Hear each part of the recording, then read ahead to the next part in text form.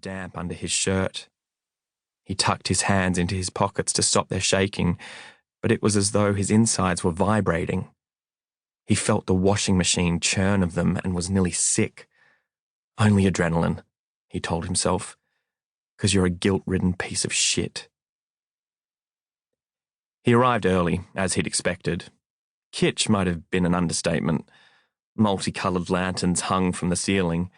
The tables were made of bright green plastic and surrounded by red and blue stools. On the walls were hand drawings of a woman riding a moped, her hair trailing in the wind beneath a conical hat, a boat with ruffled orange sails, and a giant banh mi, shredded pork spilling out its middle. He gave Tegan's name at the door and followed a waitress inside. She directed him to the back of the restaurant, where a table for two had been wedged beside a wall a few metres from the toilets. There were plenty of other tables available. Tegan would have asserted herself, asked to be seated elsewhere, but he was feeling meek, queasy, and flushed. After filling his glass with water, Ezra picked up the laminated menu, but his sight blurred and he felt as though there was a propeller in his chest. Goddamn hangover. He raised his glass to his mouth and water lapped over the lip, spilled onto the table. From the nearby kitchen came a chorus of clanging pans and loud voices. It was too much, all of it. Ezra lowered his forehead onto the greasy table, closed his eyes, and covered his ears. He had to end it. 2 years was enough time to know.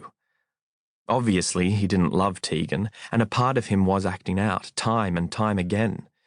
It would be for the best. She was too good for him, deserved better. "I'm sorry," he'd say. "I'm not happy." She'd cry then, or get angry, throw hot tea in his face. It was going to be difficult, but it was the right thing to do. They'd met at a bar in Fitzroy. Tegan was sitting in a booth with a friend, auburn hair, big smile, lagoon eyes. She was the one he'd approached first, not Tegan. "This seat taken?" he'd asked. "Actually," she said, glancing over at Tegan, "I need to go to the bathroom, but mind my seat, keep my friend company?" Tegan had a blunt dark fringe, glasses and small frowning lips. She was picking at her beer's label, dropping torn pieces into its open mouth. "No worries," he said. Tegan had been having a shitty time, having recently broken up with a boyfriend she'd loved for reasons she didn't herself understand. He was a 35-year-old musician who owed her $5,000 and kept his mattress on his bedroom floor. When the two of them flipped it over one day, they found the bottom side half rotten with mould. Of course, Ezra didn't know any of that at the time. "She has a boyfriend," Tegan said as he sat down. "Sorry?" "My mate. She's got a boyfriend. Comprende?" Okay. And you?" "Me?" She looked up at him for the first time. Her eyes were a kind of dull grey, and Ezra couldn't tell if she was sad or if eyes that colour always looked that way. "Nah." She refocused on her beer. "Right, so could I get you another label to destroy?" She took her hands off the bottle, turned back to Ezra and rolled her eyes. "Please don't give me some shitty line about sexual frustration." "Wasn't planning on it," Ezra said, sliding out of his seat. "Was just headed to the bar."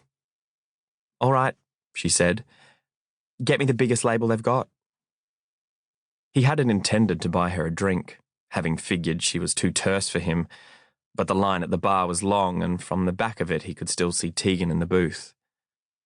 Without him to fend off, her hands were quiet, features settled. It wasn't a serendipitously placed light that compelled him to buy her a long neck and sit back down. If anything, it was the opposite. A kind of absence surrounded her, a vacuum amid all that noise of booze and bodies. A loneliness, or at least Ezra chose to see it that way, because for as long as he could remember he'd felt as though there was something lacking in him, a puzzle piece that had fallen between the couch cushions, and he thought that perhaps Tegan, better than anyone, might understand that feeling.